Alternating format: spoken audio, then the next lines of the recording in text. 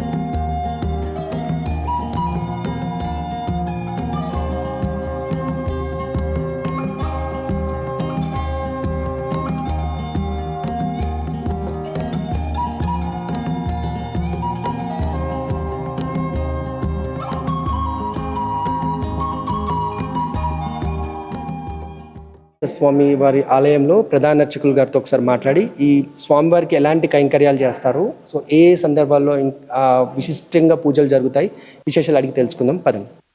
గురుగారు నమస్కారం అండి. ఓం నమో వెంకటేశాయ. పేరు? నా పేరు గోవర్ధనం మణిగంట. నేను ఈ యొక్క దేవస్థానంలో ప్రధాన అర్చకులుగా విధులు నిర్వర్తిస్తున్నాను. ఇది సంగారెడ్డి జిల్లా రామచంద్రాపురం మండలం కొల్లూరు గ్రామంలో శ్రీభూ సమేత శ్రీ వెంకటేశ్వర స్వామివారి దేవాలయంపై స్వామివారి ఇక్కడ కొలువుదీరున్నారు.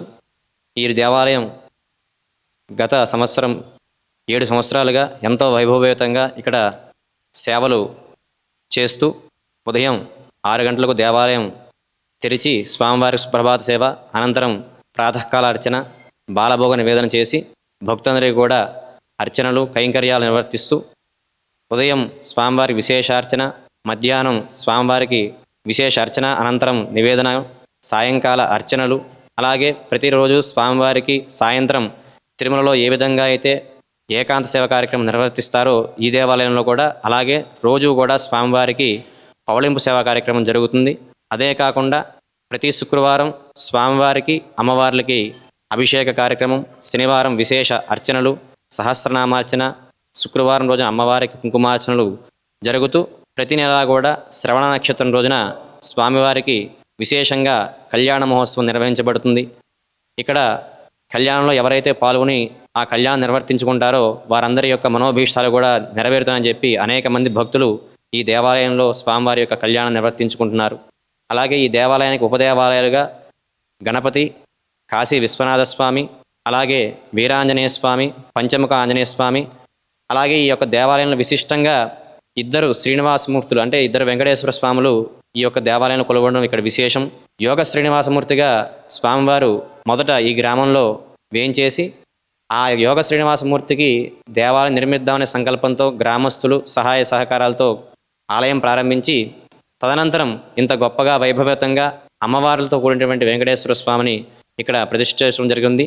ఈ యొక్క ఆలయానికి కుప్పాల గోపాలరావు గారు చైర్మన్గా ఉంటూ ఇతర కమిటీ సభ్యుల సహాయ సహకారాలతో అలాగే శ్రీ విశాఖ శారదాపీఠం వారి యొక్క ఆధ్వర్యంలో ఈ యొక్క దేవాలయం అత్యంత వైభవయుతంగా దినదిన ప్రవర్ధమానంగా అభివృద్ధి చెందుతూ ఈ స్వామి భక్తులకు కోరిన కోరికలను వెంటనే నెరవేర్చేస్తూ ఈ చుట్టుపక్కల గ్రామాల్లో కూడా విశిష్టమైన దేవాలయంగా పేరు ప్రఖ్యాతులు పొందుతూ స్వామివారు ఇక్కడ కొలువుదీరుతూ ఉన్నారు. స్వామి, ఇప్పుడు శ్రావణ మాసం మొదలైంది. సో శ్రావణ మాసం విశిష్టత ఏంటి? సో స్వామివారికి ఎలాంటి పూజలు జరుగుతాయి? శ్రావణ మాసంలో సాధారణంగా అందరూ అమ్మవారికి ప్రీతికరమైన మాసం అని చెప్పి చేస్తారు. కానీ ఈ శ్రావణ మాసంలో శివకేశవులను ఇద్దరిని కూడా ఎవరైతే అర్చిస్తారో వారందరికీ కూడా మోక్షం లభిస్తుందని చెప్పి శాస్త్రంలో చెప్పింది. అందుకే ఈ దేవాలయంలో కూడా ఈ శ్రావణ మాసం 4 రోజులు కూడా ఉదయం కింద ఉన్నటువంటి కాశీ విశ్వనాథ స్వామి వారికి విశేష అభిషేక కార్యక్రమాలు, అలాగే స్వామివారికి కూడా బిల్వపత్రాలతో 4 రోజులు కూడా విశేష అర్చన, అలాగే కొలువుదీరినటువంటి పద్మావతి దేవికి సాయంత్రం కుంకుమార్చన కార్యక్రమాలు అత్యంత వైభవేతంగా నిర్వహిస్తూ ఉంటాము. సో కుంకుమార్చన ఓన్లీ శ్రావణ మాసంలోనే చేస్తారా, లేకపోతే నార్మల్ అంటే ప్రతి గురువారం ప్రతి శుక్రవారం అలా చేస్తూ ఉంటారు? ప్రతి శుక్రవారం కూడా సాయంత్రం 6:30 గంటలకు పద్మావతి దేవికి సహస్రనామ కుంకుమ పూజ ఖచ్చితంగా జరుగుతుంది. అలాగే శుక్రవారం ఉదయం అమ్మవార్లకు అలాగే స్వామివారికి కూడా తిరుమలలో ఏ విధంగా అయితే జరుగుతుందో ఆ విధంగానే ఇక్కడ అభిషేక కార్యక్రమం జరుగుతుంది. గురువారం రోజు మాత్రం తిరుమలలో జరిగినట్టుగానే తిరుపతిలో ఏ విధంగా స్వామివారు కవచాలన్నీ కూడా తీసివేసి నేత్ర దర్శనం ఇస్తారు, ఇక్కడ కూడా ప్రతి గురువారం కూడా సాయంత్రం స్వామివారు నేత్ర దర్శనం ఇస్తారు. స్వామి, ఇప్పుడు శ్రావణ మాసంలో స్వామివారు అంటే పౌలింపు సెల్లో ఉంటారు ఒక 6 నెలలు అన్నట్టుగా చెప్తూ ఉంటారు. సో దాని విశిష్టత ఒకసారి చెప్పండి.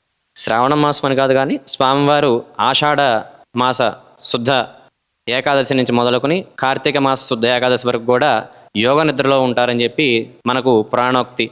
ఈ 4 నెలల్లో కూడా చాతుర్మాసం అని చెప్పి అంటారు. ఈ చాతుర్మాసం నెల రోజులు కూడా విష్ణుమూర్తి యోగ నిద్రలో ఉంటాడు కాబట్టి మనం ఆయనని మన శక్తి కొలది అర్చనలు పూజ కార్యక్రమాలతో ఆయన పూజిస్తే ఆయన మనకు అభీష్టాలు నెరవేరుస్తారని చెప్పి మన శాస్త్రం పురాణాలని కూడా చెబుతూ ఉన్నాయి. అందుకనే ఆషాఢ మాసంతో మొదలుకొని మనకు పండుగలు కూడా అప్పటి నుంచే ప్రారంభమవుతూ ఉంటాయి.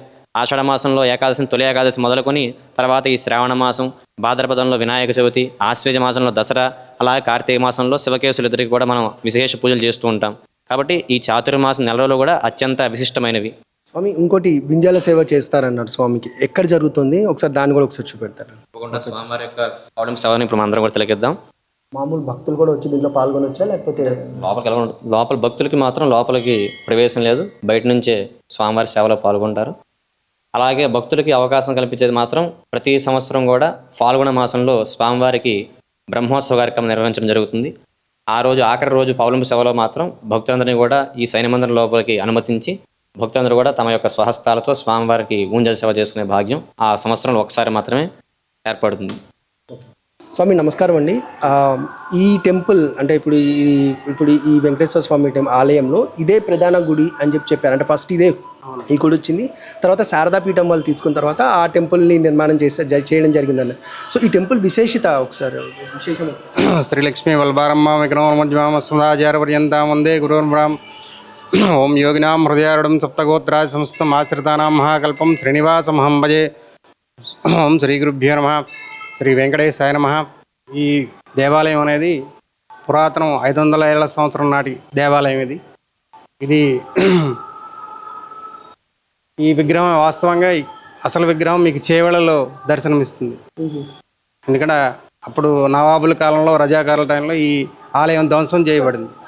దాని తర్వాత కొన్నాళ్ళ వరకు ఈ విగ్రహాన్ని తీసుకొచ్చి ఈ ఊరిలో ప్రతిష్ఠ చేయకుండా భయపడి ఇలానే ఉంచారు పంచాయతీ ఆఫీస్లో ధాన్యంలో పోసి. తర్వాత మళ్ళీ ఈ విగ్రహాన్ని గ్రామస్తులందరూ కలిసి ఒక స్వామీజీ ముహూర్తం పెడితే దాన్ని ప్రతిష్ఠ చేయడం జరిగింది. తర్వాత ఈ ఆలయం ఎట్లా అభివృద్ధి చెందుతూ వస్తుంది. స్వామివారికి ఎలాంటి కైంకర్యాలు జరుగుతాయండి? అంటే నార్మల్గా మనకి ఇప్పుడు ఆ టెంపుల్ చూసాం, సో దానికి దీనికి ఎలాంటి అంటే రెండు ఒకటేసారి జరుగుతాయా? ఇప్పుడు అక్కడ మనం చూస్తే కొలను కూడా ఉంది, స్వామివారికి చక్రస్నానం ఎప్పుడు జరుగుతుంది?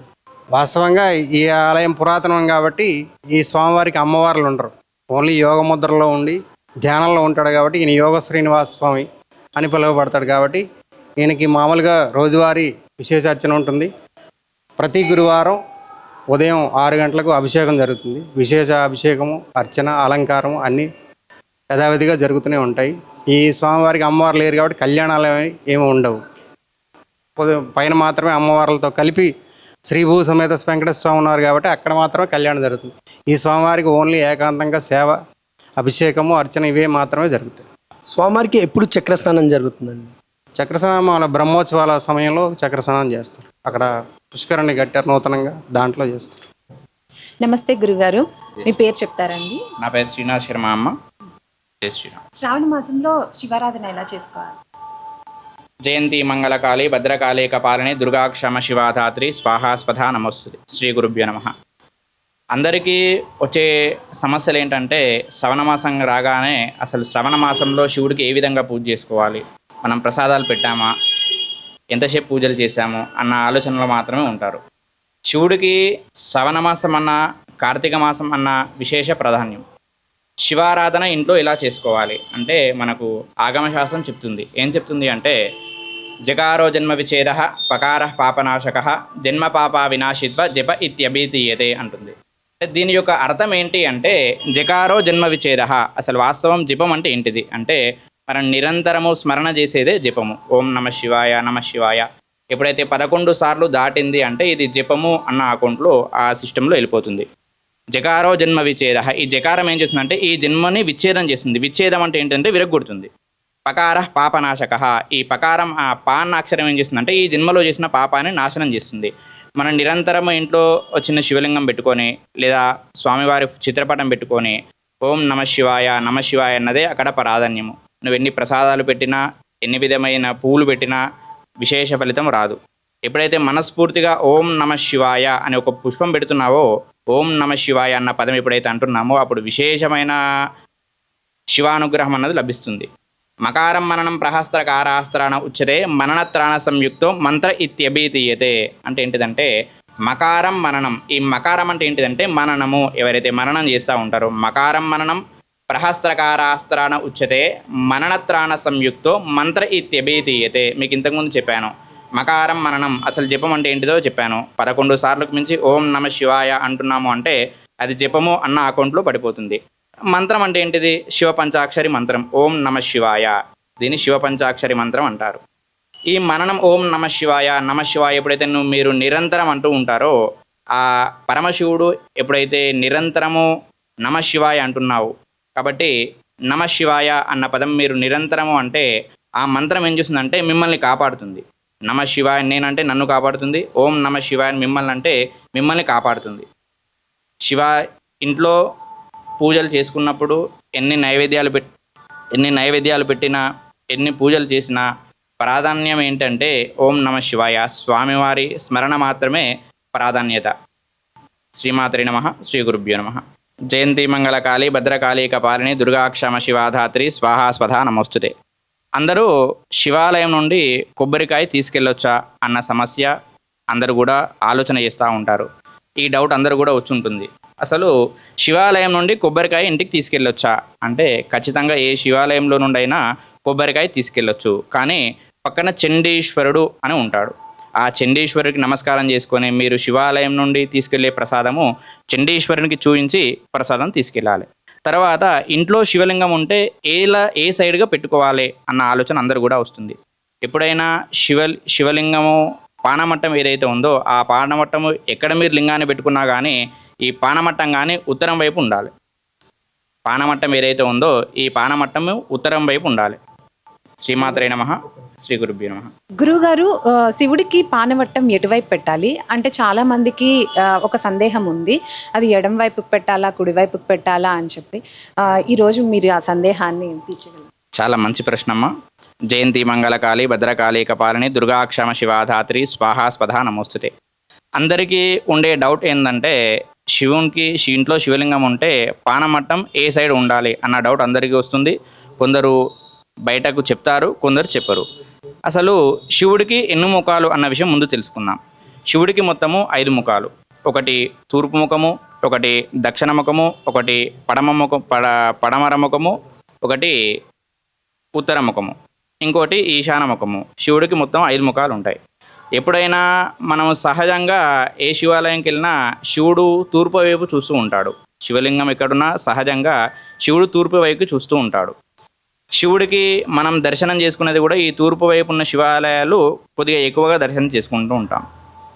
శివాలయంలో లేదా ఇంటి దగ్గర ఎక్కడైనా మనం శివలింగం పెట్టుకున్నాము అంటే ఆ శివలింగం దగ్గర ఉన్న పానమట్టం ఏదైతే ఉందో ఆ పానమట్టము ఉత్తరం వైపు తిరిగి ఉండాలి.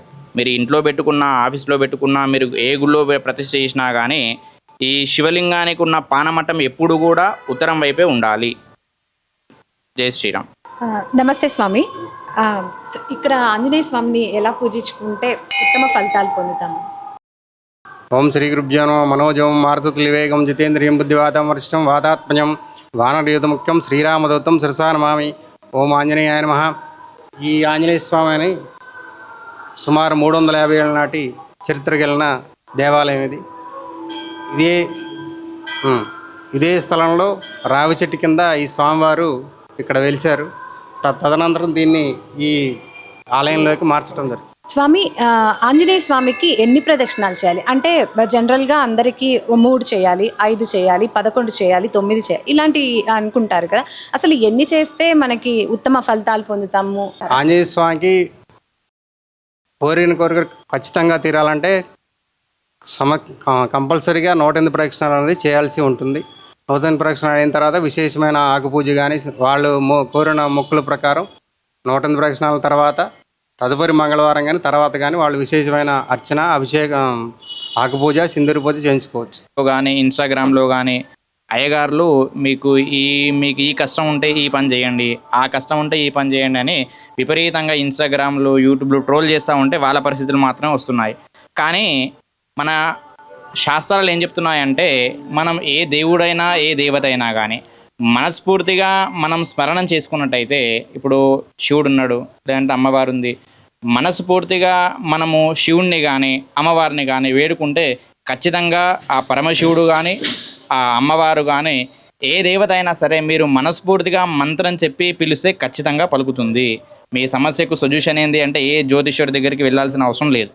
మీరు ఖచ్చితంగా మనస్ఫూర్తిగా మీరు భగవంతుని పిలిస్తే ఆ భగవంతుడే ఏదో ఒక విధంగా మీకు దారి చూపిస్తాడు. ఎందుకంటే ఇంకోటి వృద్ధ రూపేణ దేవత దర్శనం ఇస్తుంది మనకి ఎప్పుడైనా సరే. చిన్న పిల్లవాడి రూపంలో కానీ, వృద్ధుడి రూపంలో కానీ, వృద్ధురాల రూపంలో కానీ, వృద్ధుడి రూపంలో దర్శనం ఇస్తుంది. మనకి నార్మల్గా చూసుకున్నట్టయితే ఎగ్జాంపుల్గా నా దాంట్లో జరిగిన విషయమే చిన్నది చెప్తాను నేను. పలానా ఒక దేవాలయంలో, ఆ దేవాలయం పేర్లు ఎందుకండి, నార్మల్గా దేవాలయంలో నిత్యం కూడా స్వామివారికి అర్చనాధికారంలో చేసే సమయంలో అభిషేకం అయిపోయిన ఒక 5 నిమిషాల తర్వాత వచ్చి బయట కూర్చొని నిత్యం కూడా స్వామివారికి అలా చూస్తూ ఉండిపోయాను. ఎందుకో తెలియదు, కాసేపటికి అలా అక్కడ దృష్టి మళ్ళీ భక్తులపైకి మళ్ళీంది దృష్టి. ఆ దృష్టి మళ్ళగానే ఆ ఒక 10 నిమిషాల్లో చాలామంది భక్తులు వచ్చారు. కానీ అంతమంది భక్తులు వచ్చినా కూడా ఆ భక్తులు ఇక్కడ నుంచి కనీసం ఒక 15 అడుగులు వేయాలంటే లేదన్నా మనకు ఒక 30 to 20 సెకండ్స్ ఈజీగా పడుతుంది. ఆ సెకండ్స్లోనే అంతమంది క్లియర్ అయిపోయిన తర్వాత ఒక భక్తుడు మళ్ళీ వచ్చాడు. అదే భక్తుడు, ఎవరైతే భక్తుడు నేను చూశానో మొదట, ఆ భక్తుడు మళ్ళీ వచ్చాడు. వచ్చిన తర్వాత అయ్యా స్వామివారి దగ్గర ఏదో కనిపిస్తుందండి చూడండి ఒక్కసారి అని అన్నాడు. నేను ఏం కనిపిస్తుంది, ఇప్పుడే కదా అభిషేకం చేసి మొత్తం అంతా కూడా శుభ్రం చేసుకొని వచ్చానని చెప్పి వెనక్కి తిరిగి చూశాను. ఆ శివలింగంలో స్వామివారు మంచిగా కళ్ళు తెరిచి మంచిగా స్వామివారికి ఇందుట ఇక్కడ కనిపించి అసలు ఎంత బాగా దర్శనం ఇచ్చాడండి స్వామివారు. అదే లింగంలో స్వామివారు మళ్ళీ అమ్మవారు కూడా దర్శనం మంచిగా త్రిశూలం పట్టుకొని ముక్క పుడక 2 కళ్ళు పెట్టుకొని కనిపించేసరికి అసలు 2 నిమిషాల వరకు నాకు నోటి నుంచి మాట రాలేదు. మళ్ళీ వెనక్కి అలా చూసి అలా వెనక్కి తిరిగి చూసేలోపు అక్కడ ఎవరైతే ఆ భక్తుడు నాకు చూపించాడో ఆ భక్తుడు అదృశ్యం అయిపోయాడు. అక్కడ స్వామివారు ఉన్నట్టే కదా అక్కడ. మరి ఇక్కడ నేను దేంతో చూశాను మొదట? ఇక్కడతో చూశాను. మనోనేత్రం అంటే ఇక్కడ ఉంటుంది, అది ఇక్కడ కాదు. దీంతో చాలా చూస్తాం, దీంతో చూడగలిగితేనే దాన్ని భక్తి అంటారు. అలాగా మనం ఇలాగ ఏదో చెప్పేస్తున్నారుగా చేసేద్దాం కదా అన్న కాకుండా మొదట నీకు నువ్వు నమ్మకాన్ని ఏర్పాటు చేసుకొని దాన్ని సకాలంలో చెప్పినట్టుగా చేయగలిగితే తప్పకుండా సకల దేవతల అనుగ్రహాన్ని పొంది మోక్షాన్ని కూడా పొందే అవకాశాలు ఉన్నాయి. కరెక్ట్ టైంకి గంట కూడా పోయిందండి. సో ఇప్పుడు మీ మంత్రం సింధూరారుణ విగ్రహం తృణయనం మాణిక్యమౌలిస్ఫురత్తారానాయకశేఖరాం స్మితముఖీం మాపీనవక్షోరుహాం పాణిభ్యామలిపూర్ణరత్నశతకం రత్నోత్పలం బిభ్రతీం సౌమ్యాం రత్నకటస్థరక్తచరణాం ధ్యాయేత్ పరామంబికాం. శ్రీ గురుభ్యో నమః. శ్రీమాత్రే నమః. సర్వే జనా సుఖినో భవంతు. సమస్త సన్మంగళాని భవంతు. నిత్యశ్రీయస్సు నిత్యమంగళాని భవంతు. సర్వే జనాః సుఖినో భవంతు.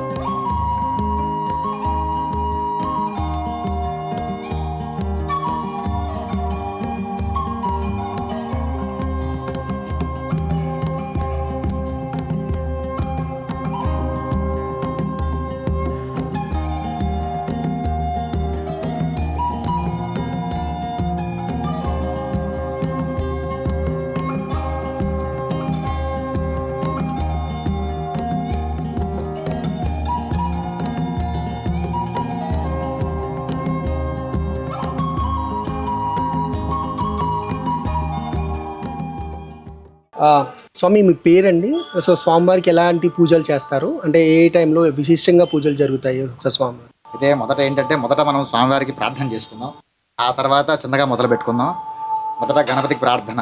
ఓం గణానాన్వా గణపతిగుం హవామహే కవిం కవీనాం ఉపమశ్రవస్తమం జ్యేష్ఠరాజం బ్రహ్మణాం బ్రహ్మణస్పత ఆనశృణ్వన్నోతిభిస్సేదసాదనం శ్రీమహాగణాధిపతయే నమః. శ్రీమహాగణాధిపతయే నమః. మనఃపూర్వక ప్రార్థన నమస్కారాన్ సమర్పయామి. మొదట స్వామివారి గురించి చెప్పే కంటే ముందు చిన్నగా స్వామివారికి 2 కీర్తనల స్వామివారివి చిన్న శ్లోకాలు ఉంటాయి. ఆ శ్లోకాలతో మొదలుపెట్టి స్వామివారి విశిష్టత అంతా కూడా తెలియజేద్దాం అందరికీ కూడా. వికటోత్కట సుందర దంతి ముఖం భుజగేంద్ర సుదర్పగదాభరణం గజనీల గజేంద్ర గణాధిపతిం ప్రణతోస్మి వినాయక హస్తే ముఖం సురసుర గణపతి సుందరకేశం ఋషి ఋషి గణపతి యజ్ఞ సమానం భవ భవ గణపతి పద్మశరీరం జయ జయ గణపతి దివ్య నమస్తే. అలా స్వామివారిని వర్ణిస్తూ మంచిగా స్వామివారికి మొదట నమస్కారం చేసుకొని చిన్నగా మొదలు పెడదాం. ఇక్కడ ఏంటంటే మనకి ఇక్కడ కులమైనటువంటి ప్రధాన ఆలయం వచ్చేసి వెంకటేశ్వర స్వామి ఆలయము. అక్కడ ఉపాలయంలో మనకి ఈ ఆలయంలో అంటే కొల్లూరు వెంకటేశ్వర స్వామి ఆలయంలో మొదట ప్రధానంగా శ్రీభూ సమేత వెంకటేశ్వర స్వామి ఆలయం. ఆ తర్వాత వచ్చేసి మనకి ప్రధానంగా శివాలయము, దాన్నే ఉపాలయం కిందట శివాలయము, గణపతి, నవగ్రహాలు, యోగా శ్రీనివాసుడు, వీరాంజనేయ స్వామి, అదేవిధంగా అక్కడ కొలువై ఉన్నటువంటి పంచముఖ ఆంజనేయ స్వామి. ఇక్కడ అందరు భగవంతులు అందరూ ఒక్కొక్క రకంగా పూజిస్తుంటారు ఒక్కొక్క భగవంతుడిని. కానీ అందరికంటే ముందుగా పూజించేది ఎవరిని? వినాయకుడు, విఘ్నేశ్వరుడు. మరి విఘ్నేశ్వరుని ఎందుకు పూజించాలి? ఎందుకు అంటే ఆయన సకల విఘ్నాలు కూడా హరింపజేసి అన్ని కార్యాల్లో కూడా దిగ్విజయంగా పూర్తి చేసే అంత అనుగ్రహాన్ని మాకైనా ప్రసాదిస్తాడు. మరి ఆయన్ని ఎందుకు ప్రసాదిస్తాడు? మరి ఇతరుల దేవతలు కూడా ప్రసాదించవచ్చుగా అంటే ఎందుకు అంటే ఒకానొక సమయంలో ఈ విఘ్నాధిపత్యం ఎవరికి చేర్చాలని అనుకున్నప్పుడు సుబ్రహ్మణ్య స్వామికి అదేవిధంగా గణపతికి ఇద్దరికి కూడా ఈ అందరికి కూడా దేవతలందరికీ కూడా చర్చ జరిగిన విషయంలో ఆ యొక్క సకల నదులలో వెళ్ళి ఎవరు స్నానం చేయగలిగితే వాళ్ళకి విఘ్నాధిపత్యం ఇస్తా అని చెప్పి శివుడు చెప్తాడు. కానీ అప్పుడు విఘ్నేశ్వరుడు ఏమంటాడంటే నాకున్న ఆకారంతో నేను అవన్నీ కూడా చేయలేను తండ్రి, ఏదైనా ఉపాయం తెలపండి అని విఘ్నేశ్వరుడు ఎవరికి కోరతాడు? ఆ జగత్పిత అయినటువంటి పరమశివుడికి కోరతాడు. అప్పుడు శివుడు ఏం చెప్తాడు మనకి? ఈ అంతటా కూడా ఈ లోకమంతా ఎవరు? నేనే కనిపిస్తాను నీకు. అప్పుడు నువ్వేం చేయాలి? పార్వతీ పరమేశ్వర చుట్టూ తిరిగావనుకో, అదే నీకు సకల లోకాలు తిరిగినచ్చు అదే లెక్క. అదేవిధంగా సకల నదుల్లో కూడా సారందేశ ఫలితం కూడా నీకు వస్తుంది అని చెప్పి అప్పుడు విఘ్నేశ్వరుడు ఈ మాట విని వాళ్ళ చుట్టూ ప్రదక్షిణ చేస్తాడు. అప్పుడు అక్కడ సుబ్రహ్మణ్య స్వామికి ఎక్కడ చూసినా కూడా ఎవరంటే సుబ్రహ్మణ్య స్వామి అంటే కార్తికేయుడు. అంటే ఆయన ఎన్ని నదుల్లో చూసినా కూడా ఆయనకి ఎవరు కనిపిస్తారు? ఎక్కడ చూసినా విఘ్నేశ్వరుడే కనిపిస్తాడు. అంటే విఘ్నేశ్వరుడు తల్లిదండ్రులు అంటే ఆ జగత్పిత అయినటువంటి పార్వతీ పరమేశ్వరులకి చుట్టూ తిరగగానే ఎక్కడ నదిలో కూడా వాళ్ళే కనిపిస్తూ ఉంటారు. అప్పుడు ఆ యొక్క విఘ్నేశ్వరుడు మహత్వాన్ని ఆ సుబ్రహ్మణ్య స్వామి తెలుసుకొని ఎక్కడ చూసినా నాకు మా అన్నయ్య కనిపిస్తున్నారు కాబట్టి తప్పకుండా నా యొక్క అన్నయ్య గారి గురించి నాకు తెలియక నేనే విఘ్నాధిపత్యాన్ని గెలుచుకోవాలన్న ఆలోచనతో పరిగెత్తాను. కాకపోతే ఈ విఘ్నాధిపత్యం కూడా అన్నయ్యకే చేర్చాలని చెప్పి ఆ యొక్క కార్తికేయుడు అంటే సుబ్రహ్మణ్య స్వామి కూడా పార్వతీ పరమేశ్వరులు కోరుకుంటాడు. అలాగా స్వామివారికి విఘ్నాధిపత్యాన్ని శివుడు ఉపదేశిస్తాడు. అలాగా స్వామివారికి విఘ్నాధిపత్యం శివుడు ఉపదేశించాడు. ఆ తర్వాత ఇప్పుడు ఈ స్వామివారికి మరి నిత్యాది కైంకర్యంలో ఎలా చేయాలి? మరి చాలామందికి తెలియదు. ఏం చేస్తారంటే స్వామివారికి ఈయన ఏంటంటే భోజన ప్రియుడు. నేను స్వామివారికి అష్టోత్తరం చెప్తాను, ఇది చేస్తాననే విషయం కంటే ముందు స్వామివారికి మనం ఏమి సమర్పిస్తున్నాం అనేది మనకు తెలియాలి. ఫస్ట్ ఆఫ్ ఆల్ చాలామంది చేస్తూ ఉంటారు ఏంటంటే నేను ఎన్ని చేసినా కూడా ఫలితం రావట్లేదు అంటే, ఇప్పుడు ఫలితాన్ని పొందే కంటే ముందు ఫస్ట్ ఆఫ్ ఆల్ నీలో నువ్వు ఎంతగా స్వామివారిని పూజించగలుగుతున్నావు అనేది మొదట నీకు తెలిసి ఉండాలి. మరి దాన్ని తెలియజేసుకోవాలంటే ఫస్ట్ ఆఫ్ ఆల్ నువ్వు ఏం చేయాలి? స్వామివారిని మనసారా ఎప్పుడైతే పూజించగలుగుతావో అప్పుడు నీ యొక్క చేసే దాని పట్ల అదేవిధంగా నువ్వు ఏదైతే కావాలనుకుంటున్నావో ఆ యొక్క విషయంలో నీకు మంచి స్పష్టత ఆ స్వామివారి ఏర్పాటు చేసి ఆ కార్యానికి సంబంధించి సకల విఘ్నాలు కూడా అరింపజేసి ఆ యొక్క కార్యక్రమం పట్ల నీకు దిగ్విజయంగా ముందుకెళ్ళడానికి ఆయన సాయం చేస్తాడు. మరి ఈయన ఇలా చూసుకుంటే మనకి ఇలా చాలా విఘ్నాలు కూడా వస్తూ ఉంటాయి మధ్యలో. మరి విఘ్నాలు ఎందుకు వస్తున్నాయి అంటే ఆయనే సృష్టిస్తాడు అవి. ఎందుకు అంటే పరీక్షిస్తూ ఉంటాడు మనని. ఏదైనా సరే సులువుగా వస్తే అంత తొందరగా మన దగ్గర నిలవదు. కష్టపడి వచ్చింది ఎప్పటికీ నిలిచే ఉంటుంది మన దగ్గర. అలాగా స్వామివారు ప్రతి దాంట్లో కూడా మన పరీక్షిస్తూనే ఉంటాడు. చిన్న చిన్న వాటిలో పరీక్షిస్తుంటాడు. పెద్ద వాటిలో ఎప్పుడు అంటే మనకి ఇది కావాలి అని ఎప్పుడు కూడా స్వామివారిని మనకు కోరొద్దు. ఎందుకంటే ఆ స్వామివారికి తెలుసు మనకి ఏదైతే ఇవ్వాలో ఇవ్వకూడదు అనేది ఆయనకు తెలిసి ఉంటుంది. మరి చాలామంది ఏం చేస్తుంటారు, అయ్యా నాకు ఇది కావాలి, నేను ఇది చెయ్యాలి, నాకు కుదరట్లా, మరి ఏం చేయాలి? ఇప్పుడు బలానా మొన్న ఒక భక్తుడు వచ్చాడు, అయ్యా నేను సకల ప్రమాదాలతో బయటపడ్డాను, కానీ ఎంత బయటపడ్డప్పటికీ కూడా నాకు ఈ యొక్క విఘ్నాలు అంటే అన్ని ఆటంకాలు, నా జీవితం మొత్తం కూడా ఆటంకాలతోనే కొనసాగుతుంది. మరి నేను ఏం చేస్తే అందులో నుంచి బయటపడతాను అని అంటే, మొదట నువ్వు ఈ యొక్క వచ్చే ప్రతి మాసంలో వచ్చే కృష్ణపక్షంలో వచ్చే చతుర్థి నాడు సంకష్టార చతుర్థి చేస్తారు. అది ఒక వీలైనంత వరకు ఒక మూడు మాసాలు కానీ లేదంటే ఒక 5 మాసాలు కానీ, అంటే నీ శక్తి కొద్దీ వీలైతే సంవత్సరం మొత్తం కూడా 12 మాసాలు చేయగలిగితే నీ జీవితంలో సకల విఘ్నాలు కూడా తొలగించి నీవు చేసే కార్యక్రమం పట్ల ప్రతీదీ కూడా దిగ్విజయంగా ముందుకు చేరదీసి నిన్ను అందులో విజయవంతంగా చేరదీస్తారు స్వామివారు. మరి ఇక్కడ ఆలయం వరకు వచ్చి చూసుకుంటే ఇక్కడ ప్రాతకాలంలో స్వామివారికి ఇక్కడ 6 గంటలకి నిత్య అర్చనాది కైంకర్యంలో భాగంగా స్వామివారికి ఆగమం ప్రకారంగా అంటే శైవాగమ ప్రకారంగా గణపతి పూజ నిర్వహిస్తాం. మరి ఇందులో స్వామివారికి మొదట శ్లోకంలో ఏముంటుందంటే, నమశివాయ సాంబాయ సగనాయ సూనవే ప్రధాన పురుషేశాయ సర్గస్థిత్యంత హేతవే హేతవే సర్వసిద్ధీనాం కలమషక్షయ ఏతవే.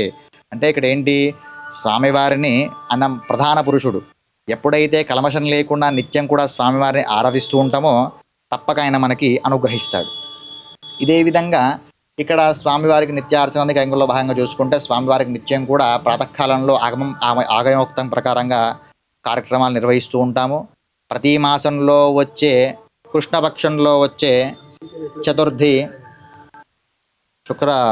కృష్ణపక్షంలో వచ్చే చతుర్థి నాడు స్వామివారికి విశేషంగా పంచామృత అభిషేకాలు, స్వామివారికి ధూపదీప నైవేద్యాలతో అంగరంగ వైభవంగా స్వామివారికి నిర్వహిస్తూ ఉంటాము.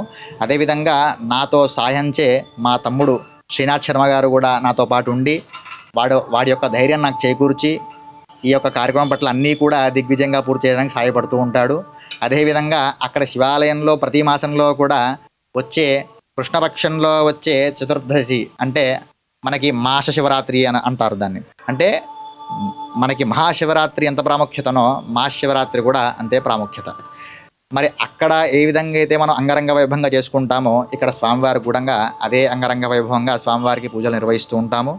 భక్తులు అధిక సంఖ్యలో వచ్చి స్వామివారిని సకల కోరికలు కోరుకొని అన్నీ కూడా చేసే కార్యక్రమం పట్ల దిగ్విజయంగా ఎంతోమందికి ఫలితాలు కూడా వచ్చాయి చాలామందికి.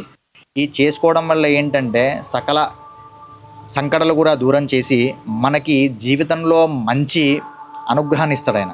ఎటువంటి అనుగ్రహాన్ని అంటే ఫస్ట్ మొదట ధైర్యాన్ని ఇస్తాడు, ఆ తర్వాత బుద్ధిని ఇస్తాడు, తర్వాత మేధస్సుని ఇస్తాడు. మరి బుద్ధి మేధస్సు రెండు ఒకటే అంటే రెండు ఒకటి కాదు, రెండు డిఫరెంటే. బుద్ధి మేధస్సు అనేది మనము పెంపొందించుకునేది, బుద్ధి అనేది మనకు కావాల్సింది, అంతేనా? రెండు అంటే చాలా మట్టుకి ఇంచుమించు రెండు ఒకలానే ఉంటాయి. కానీ దాన్ని ఎప్పుడైతే దాన్ని విభాగాలు చేసి చూసుకుంటామో దాన్ని బట్టి చూసుకుంటే అర్థాలు మారిపోతుంటాయి. అలాగా స్వామివారు మనకు ప్రసాదిస్తూ ఉంటాడు. మరి ఈయన పూజ చేస్తే మనకి సకల ఫలితాలు కూడా వస్తాయి. అందులో భాగంగా చూసుకుంటే మనకి నవగ్రహాల్లో ముఖ్యంగా రాహుగ్రహానికి అధిష్టాన దేవత. మనకి నార్మల్గా ఏదైనా జాతక కుండలిలో రాహుకి సంబంధించిన దశలో ఏదైనా మనకి నీచ స్థానంలో ఉండడం కానీ లేకపోతే పదే పదే ఫైనాన్షియల్ ప్రాబ్లమ్స్ రావడం కానీ జరుగుతుంటాయి. మరి దీనికి అన్నిటికీ రెమెడీ ఎవరు అంటే ఈయన. ఇందులో ఈయనకి 21 స్వరూపాలు ఉంటాయి స్వామివారికి. అందులో స్వరూపమే లక్ష్మీ గణపతి, లంబోదరుడు అని చాలా పేర్లు ఉంటాయి. ఇక్కడ మనకు ఆలయంలో చూసుకునే వరకు సిద్ధి వినాయకుడు. మరి సిద్ధి వినాయకుడు అంటే ఏంటి, సకల కార్యాలను కూడా సిద్ధించేవాడు సిద్ధి వినాయకుడు. అలాగా మనకి నిత్యం కూడా స్వామివారికి ఇలా నిత్యం కూడా చేస్తూ ఉంటాము. అదేవిధంగా మనకి మొదట మెయిన్గా విఘ్నేశ్వరుడి దగ్గర కావాల్సింది ఏంటంటే గరికతో పూరించడం కావాలి. గరిక పెడితే పరవశించిపోతాడు ఆయన. అదేవిధంగా డింగిళ్ళు తీస్తే కూడా ఆయన పరవశించిపోతాడు. మరి బింగిల్లో ఎందుకు తీయాలి అని అంటే బింగిలు తీయాలి. విష్ణుమూర్తి అంటే వాడికే తప్పలేదు ఆయన సుదర్శన చక్రం కోసం. మరి మనం ఎంత నిమిత్త మాత్రం తప్పకుండా ఆయనకి బింగిల్లో తీసి కాస్త గరిక కాస్త బెల్లం కూడా సమర్పిస్తే నువ్వు చేసే పని పట్ల ప్రతి ఒక్కటి కూడా దిగ్విజయంగా పూర్తవుతుంది. మరి నేను ఎన్నో అంటే దీర్ఘకాలంగా నాకు తీరని ఎన్నో కోరికలు ఉన్నాయి. మరి ఆ కోరికల పట్ల చూసుకుంటే మరి నాకు ఇది తీరట్లేదు స్వామి అని ఎవరన్నా అడిగారు అనుకోండి, మొదట మనకు కావాల్సింది ఏంటంటే నిత్యం కూడా ప్రతి బుధవారం నాడు స్వామివారికి నీకు తోచినంత గరక, అదేవిధంగా కాస్తంత బెల్లము అంటే దాన్ని గుడము అంటారు, అది స్వామివారికి సమర్పించి ఆ రోజు ఆ పట్ల వీలైతే సుముఖశ్చైకదంతశ్చ కపిలో గజగర్ణక లంబోదరశ్చ వికటో విఘ్నరాజో వినాయక ధూమకేతుర్గణాధ్యక్ష పాలచంద్రో గజానన వక్రతుండశూర్వకర్ణో హేరంబ స్కందపూర్వజ షోడశైతాని నామాని యఃపడే శృణుయాదపి విద్యారంభే వాహే చ ప్రవేశే నిర్గమే తద సంగ్రామే సర్వకార్యేషు విఘ్నస్తస్య నజాయతే. అంటే సకల విఘ్నాలు కూడా అరింపజేసి నువ్వు చేసే కార్యక్రమం పట్ల కూడా మంచి అనుగ్రహాన్ని ఆయన ప్రసాదించి ఏదైతే కార్యక్రమం చేస్తున్నావో నువ్వు దాంట్లో వచ్చే విపత్తులు అంటే విఘ్నాలన్నీ కూడా తొలగించి దాన్ని దిగ్విజయంగా పూర్తి చేసి మనకు అనుగ్రహిస్తాడు స్వామి. అలా అనుగ్రహిస్తాడు. గురువుగారు, ఇక్కడ అభిషేకాలు ఎప్పుడెప్పుడు జరుగుతుంటాయండి? మనకి ప్రతి వారంలో బుధవారం రోజు స్వామివారికి విశేషంగా ప్రాతకాలంలో 6 గంటలకు మొదలవుతాయి అభిషేకాలు. తర్వాత నిత్యార్చనాది కైంకర్యాలతో స్వామివారికి నిత్య పూజలో భాగంగా అన్నీ పూర్తి చేసుకొని స్వామివారికి దర్శనం ఇస్తూ ఉంటారు. స్వామివారు అందరికీ దర్శనం ఇస్తూ ఉంటారు. అదేవిధంగా ఇక్కడ ఈ గుళ్ళో చూసుకున్నట్టయితే ఇక్కడ మనకి చాలామంది ఎన్నో సకల బాధలతో వస్తూ ఉంటారు. కొంతమందికి సరైన సమయం వీలు పడదు. కానీ అక్కడ మనకి అభిషేకం చేసుకుంటేనే ఫలితం ఇస్తాడు అనేది విషయం కాదు ఇక్కడ. కాకపోతే గుడి ప్రాంగణం అంటే ఈ గుడి ప్రాంగణం ప్రకారంగా చూసుకుంటే మనకి కేవలం వారంలో వచ్చే బుధవారం మాత్రమే అభిషేకం చేస్తూ ఉంటాం. కానీ ఇంకా ప్రాముఖ్యంగా స్వామివారికి అథర్వణ శీర్షంతో చేసేది ఎప్పుడు అంటే మనకు వచ్చే మాసంలో కృష్ణపక్షంలో వచ్చే చతుర్థి నాడు స్వామివారి గణపతి అథర్వణ శీర్షంతో అభిషేకం చేస్తూ ఉంటాం. అది చాలా ప్రాముఖ్యమైనది. ఎందుకు అంటే దాంట్లో స్వామివారు ఏ విధంగా ఉంటారని నిత్యం కూడా అంటే మంచిగా డీటెయిల్డ్గా వర్ణిస్తూ ఉంటారన్నమాట. స్వామివారిని అందులో వర్ణించి ఉంటాడు. అలాగా స్వామివారికి దాంతో ఉపనిషత్తులు కానీ దాంతో కానీ అభిషేకం చేయడం ద్వారా ఉన్న లోపల ఉన్న యంత్రానికి అదేవిధంగా విగ్రహానికి కూడా శక్తి వచ్చి అందరికీ కూడా ఆయన అనుగ్రహాన్ని సులభంగా అందరికీ ప్రసాదం ఇస్తూ ఉంటాడు ఆయన. స్వామి, ఇప్పుడు ఏదైతే విశిష్ట పూజ గురించి చెప్పారో మీరు, సో ఆ పూజ ఏ రోజు చేస్తారో ఒకసారి కొంచెం మళ్ళీ ఒకసారి. నార్మల్గా అయితే మనకు అందరూ సంకష్టాల చతుర్థి చేసుకుందాము అని ఆలోచనలో ఉంటారు. కానీ మొదట మనం చేయాల్సిన నియమం ఏంటంటే ఎప్పుడైతే మనకి మాసంలో 2 పక్షాలు ఉంటాయి, ఆ 2 పక్షాల్లో భాగంగా చూసుకుంటే మనకు ఒకటి వచ్చేసేసి శుద్ధపక్షము బహుళపక్షము, దాన్నే శుక్ల కృష్ణ అని కూడా అంటారు. మనకి శుక్లపక్షంలో వచ్చే అంటే శుక్ల వచ్చే దాంట్లో చవితి అంటే చతుర్థి అని కూడా అంటారు దాన్ని. అందులో వచ్చేనాడు చవితిని ఎప్పుడైతే మనము స్వామివారిని పూజిస్తామో ఆ యొక్క అనుగ్రహించేనే మళ్ళీ వచ్చే కృష్ణపక్షంలో చతుర్థి నాడు ఈ యొక్క సంకష్టం చేసుకునే యొక్క అనుగ్రహాన్ని మాకు ప్రసాదిస్తాడు ఆయన. మరి ఆ విధంగా మొదట ఆ చవితి నాడు చేసుకుంటేనే మనకి ఇందులో మంచి అనుగ్రహాన్ని ప్రసాదించి దాంతోపాటు ఆ బలాన్ని చేకూరుస్తాడు. మళ్ళీ సంకష్టాలన్నీ ఇప్పుడు మనకి సంకష్టం అంటే ఏంది, మనకి అన్ని సంకటాలు అంటే సంకష్టాలు అన్నీ కూడా తొలగించి మనకి స్వామివారి కేవలం ఏ దారిని ఎంచుకుంటే వీడు బాగుపడతాడో అనే ఆ దారినే మనకి స్వామివారు దారి చూపిస్తారు. ఒక్క నిమిషం స్వామి. ఇప్పుడు నార్మల్గా చాలా మందికి ఒక డౌట్ ఉంటుంది ఏంటంటే, ఇప్పుడు మనం పూజకి మనం డబ్బులు కడతాం, కొన్నిసార్లు మనం అక్కడ ఉండలేకపోతాం. సో అంటే పూజలో సంకల్పంలో మన పేర్లు, మన ఇంటి పేర్లు, మన గోత్రం పేరు అవి చెప్పిన తరపుడు సో మనం ఉన్నప్పుడు ఎంతైతే విశేషంగా ఉంటుందో, సో మనం లేకపోయినా కూడా మన పేర్లు దాంట్లో చదివినందువల్ల అంతే పుణ్యం వస్తుందంట. తప్పకుండా ఆ విషయం మనం చర్చ చేద్దాం దాని గురించి. అయితే ఇక్కడ మీకు చిన్న విషయం ఏంటంటే, ఇప్పుడు ప్రత్యేకంగా మన గోత్రాలతో చేయించుకోవడం అనేది అది అదర్ పార్ట్. కానీ దానికంటే ముందే మనం సకల అంటే ప్రతి ఒక్క ఆలయాల్లో మొదట చేసేది ఏంటి, బ్రాహ్మణుడు అంటే వాడి నిత్యకరణలో బ్రాహ్మణుడు చేసే కర్మ ఏంటి అంటే నిత్యం కూడా వారి అర్చనాది కైంకర్యంలో మొదట సంకల్పంలో విన్నపించేది ఏంటి అంటే అస్మిన్ గ్రామే శతానాం ప్రజానాం బ్రాహ్మణాదీనాం సర్వవర్ణానాం సర్వేషాం భక్తజనానాంచ వ్యాధి చోర భయ దుర్భిక్ష అనావృష్టి రాజబాధాది సర్వోపద్రవ శాంత్యర్థం. అంటే ఇక్కడ ఏంటి, సకల వర్ణాలు వాళ్ళు, సకల భక్తులు, సకల జనులు, సకల లోకమంతా కూడా ఈ ప్రాంగణంలో ఆలయంలో ఉన్న ప్రతి ఒక్క భక్తుడు కూడా అందరి ఈ గణపతి అందరికీ కూడా అనుగ్రహించి మంచిగా సకాలంలో అన్ని పనులు కూడా పూర్తి చేసి అనుగ్రహాన్ని ప్రసాదించమని చెప్పి మనం అక్కడ సంకల్పంలో చెప్పబడుతుంది. అంటే నేను ఒక్కడనే కాదు, నా ఒక్కడి పేరు నేను చెప్పుకోవట్లేదు, లోకమంతా కూడా ఉండాలి, అన్ని వర్ణాల వాళ్ళు ఉండాలి అని చెప్పి ఆ యొక్క ఇప్పుడు ఇందాక మనం చెప్పాం కదా అస్మిన్ గ్రామే అని చెప్పి దాని యొక్క అర్థం అది. మరి ప్రత్యేకంగా మీరు అన్నట్టుగా మరి మేము ఇక్కడ లేకపోయినా కూడా ఆ గోత్రనామాల ద్వారా మాకు ఫలితం వస్తుందా అంటే ఇక్కడ ఉండి చేసుకున్నా బయట ఉండి చేయించుకున్నా అదే ఫలితం వస్తుందని తప్పకుండా వస్తుంది. ఎందుకు అంటే ఇక్కడ మనము ఎవరూ లేకున్నా అందరూ ఇక్కడే ఉన్న భావంతో ఎప్పుడైతే అర్చన చేస్తున్నామో అక్కడే అందరికి ఫలితం వస్తుంది. మరి ప్రత్యేకంగా మీ సంకల్పం చెప్పించి మీ గోత్రనామాలు చెప్తే ఎందుకు ఆ ఫలితం తప్పకుండా వస్తుంది. కాకపోతే ఏంటంటే ఇక్కడ ఆ స్వామివారి మనం ఎక్కడున్నా మనం చేయిస్తున్నాము అంటే ఆ సమయంలో మనము నిత్యం కూడా భగవన్నామస్మరణ చేయగలిగితే తప్పకుండా స్వామివారి అనుగ్రహం విశేషంగా మనకు వస్తుంది. గురువుగారు, శుభకార్యం స్టార్ట్ చేసేటప్పుడు ముడుపు కట్టుకొని స్టార్ట్ చేస్తే ఎలాంటి విఘ్నాలు జరగవు అని అంటారు. అది ఆ ముడుపు అనేది ఎలా కట్టాలి? నార్మల్గా ఇప్పుడు మనకి విఘ్నేశ్వర ప్రకారం చూసుకుంటే ఈ ముడుపు అనేది ఒక మంచి నమ్మకపూర్వమైనది అన్నమాట. అంటే ఇప్పుడు మనం ఏదన్నా సకాలంలో మనకి చేసే కార్యక్రమాలు జరగవు అనమాట. అడ్డంకులు వచ్చి ఆగిపోతుంటాయి. శుభకార్యాలనే కాదు, ఏదన్నా మీరు ఒక బిజినెస్ వ్యాపారంలో కానీ లేదంటే మీ ఇంట్లో పదే పదే అనారోగ్యంలో ఉన్నాడు కానీ ఎటువంటి విషయాలైనా శుభకార్యం అనే కాదు సకల కార్యాల్లో కూడా ఈ ముడుపు పనిచేస్తుంది. ఏ విధంగా అంటే నార్మల్గా మనకి ఒక చిన్న స్వామివారికి ఎరుపు వస్త్రం బాగా ఇష్టం స్వామివారికి. ఆ ఎరుపు వస్త్రాన్ని తీసుకొని అందులో కాస్తంట చిటికెడు పసుపు చిటికెడు కుంకుమ వేసి అదేవిధంగా అందులో మీకు తోచినంత మనసారా స్వామివారిని తలుచుకొని 3 పిడికెళ్ళు లేదా 6 పిడికెళ్ళు లేదంటే 5 పిడికెళ్ళు మీకు తోచిన పిడికెళ్ళు ఆ పిడికెళ్ళు అందులో బియ్యం పోసి ఆ తర్వాత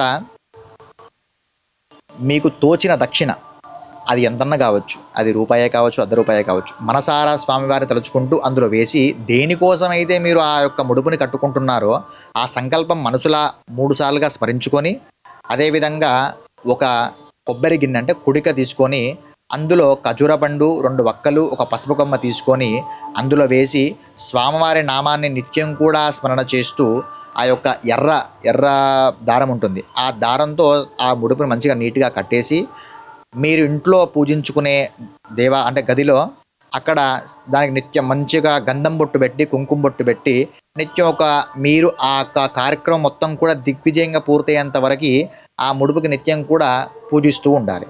అది ఎక్కడ పెట్టాలి? మరి విఘ్నేశ్వరుడి దగ్గరే పెట్టాలి.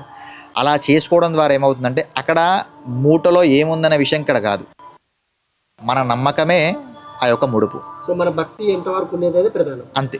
ఇప్పుడు ముడుపులు కట్టుకుంటే చాలా అవుతాయి అంటే నేను కూడా 100 ముడుపులు కడతాను. కానీ నమ్మకం అక్కడ ఏముంది? నమ్మకం ద్వారా సకల కార్యాలు కూడా విజయంగా పూర్తవుతాయి. నమ్మకం కావాలి మనకి ఫస్ట్. ఈ ముడుపు అనేది ఏంటంటే చాలామందికి ఏదో అలా చెప్పేయడం, ముడుపులు కట్టేసుకోవడం, పెట్టేయడం అనేది విషయం పక్కన పెడితే మొదట మనకు కావాల్సినవి ఏంది? మనసారా స్వామిని భక్తితో శ్రద్ధగా పూజించే విధానం మనకు తెలియాలి ఫస్ట్. మరి నాకు చాలామందికి విధానం తెలియదు. మరి నేను ఎలా పూజించాలి? స్వామివారి నామం అయితే తెలిసి ఉంటుంది కదా, గణేశాయ నమః అన్న. అలా చాలామందికి తెలియదు. మళ్ళీ ఇంకోటి ఏం చేస్తారంటే నామం తెలుసు కదా అని చెప్పి బీజాక్షరాన్ని కూడా పలికేస్తారు. ఓం గం గణపతయే నమః అని పలికే. ఆ గం అనేది బీజాక్షరం స్వామివారికి. ఆ బీజాక్షరాన్ని ఎప్పుడు కూడా పలకొద్దు. ఉపదేశం లేనిదే బీజాక్షరాలు పలకూడదు. ఓం గం గణపతయే నమః అనేది అదొక మూలమంత్రం లాంటిదే, కానీ మూలమంత్రం కాదు. కాకపోతే అంత ప్రాముఖ్యమైనది అది. అక్కడ చాలామందికి ఇది ఏంటంటే యూట్యూబ్లో చెప్పేసి ఈ మంత్రం మీరు తీసుకోండి, ఈ మంత్రం చేసేస్తే మీకు ఫలితం వస్తుందని చెప్తారు. అలా ఎప్పుడు కూడా చేయకూడదండి. గురువు ముఖతంగా ఆ యొక్క ఉపదేశాన్ని తీసుకొని దాని నిత్యం కూడా అనుష్ఠానం చేయగలిగితే, అలాగని మళ్ళీ బ్రాహ్మణుడే ఈ యొక్క ఉపదేశం తీసుకోవడం లేదండి, సకల వర్ణాల వాళ్ళు తీసుకోవచ్చు. కాకపోతే దాని నియమాలు తెలుసుకొని నిత్యం కూడా అనుష్ఠానం చేయగలిగితే ఆ స్వామివారి కృప ఎప్పుడు మనతోనే ఉంటుంది. అలాగా ఈ ముడుపు వరకు మనం ముడుపులో మధ్యలో మనం గ్యాప్ ఇచ్చాం కాబట్టి ముడుపు మళ్ళీ టాపిక్ అక్కడికి వచ్చేద్దాం.